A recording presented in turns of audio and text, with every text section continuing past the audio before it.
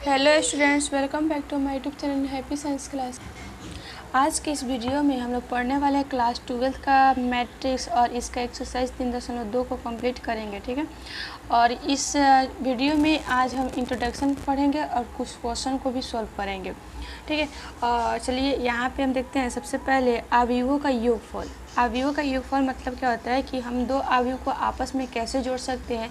तो अवयवों का योगफल प्रदत्त अवयवों के संगत अवयवों को जोड़ने से प्राप्त होता है। ठीक है, यानी जो हमारे पास दो अवयव दिए रहेंगे, उसके बाद अगर दो अवयव दिए उनके अवयवों को आपस में जोड़ देते हैं तो जो प्राप्त अवयव होगा वही हमारा क्या कहलाएगा, अवयवों का योगफल कहलाएगा।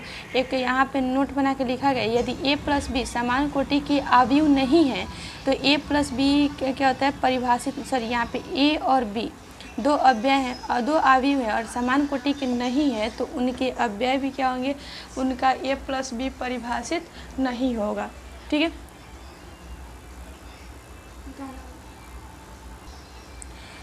चलिए यहाँ पे दो हम अवयव लेते हैं, 2 4 3 2। ठीक है, ए इसको a बराबर मान लेते हैं, b बराबर एक अवयव लिए 3 2 1 और 1। इसका हमें a प्लस बी ज्ञात करना है, लेकिन ध्यान रखिएगा दोनों की कोटि हमेशा क्या होनी चाहिए, समान। जैसे 2 गुने 2 का ये भी है तो 2 गुने 2 का ये भी रहना चाहिए, दोनों अभी। तो इसको जोड़ेंगे तो इनके अव्यय को आपस में जोड़ेंगे। जैसे 2 और 3 कितने होते हैं, 5, 4 2 6, 3 1 4 और 2 1 3। यही है क्या, अवयवों का योगफल। सेम ऐसे ही इसके नेक्स्ट क्वेश्चन को बनाते हैं, क्या कहलाता है। उसके बाद देखिए, अवयवों का ऋण अवयव। किसी मैट्रिक्स का a का ऋण अवयव माइनस a से निरूपित किया जाता है तो a बराबर माइनस a। जैसे आपको क्वेश्चन दे देगा 3 2 1 और 2। अब इसका बोलेगा कि ऋण अवयव क्या है तो क्या कीजिएगा, आप माइनस इसमें 1 से गुना कर दीजिएगा तो दीजिएगा -3 -4 -1 और 2। ये ऋण अवयव हो गया।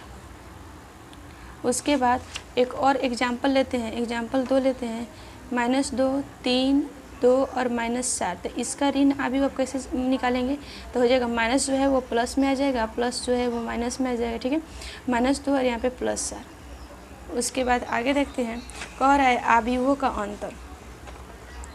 अवयवों का अंतर कैसे ज्ञात करेंगे तो यहाँ पे कुछ इसका क्या दिया गया है, अवयवों का अंतर। यदि a बराबर aij तथा b बराबर bij समान कोटि m और n वाले दो अवयव हैं तो इनका अंतर d बराबर dij प्रदत्त अवयवों के अवयवों को घटाने से प्राप्त होता है। यानी समान कोटि के दो अवयव आपको दिए हैं, दो मैट्रिक्स दिए हैं और दो दिए हैं। जैसे a बराबर दे दे इतना और b बराबर दिया हुआ है 1 3 2 और 1। ठीक है, और तो यहाँ पे जो प्रदत्त अवयव है उनके अवयवों को आपस में घटा देंगे तो हमारा क्या आ जाएगा, उसका अंतर आ जाएगा। अंतर को a माइनस बी लिखते हैं। 2 में से 1 गया तो क्या बचेगा 1, और 4 में से 3 गया तो 1, 3 में से 2 गया तो 1 और 2 में से गया तो 1। यही क्या है हुआ, इसका अंतर हुआ। चलिए ये आंसर भी आ गया, एग्जाम्पल के लिए आपको बता दिए।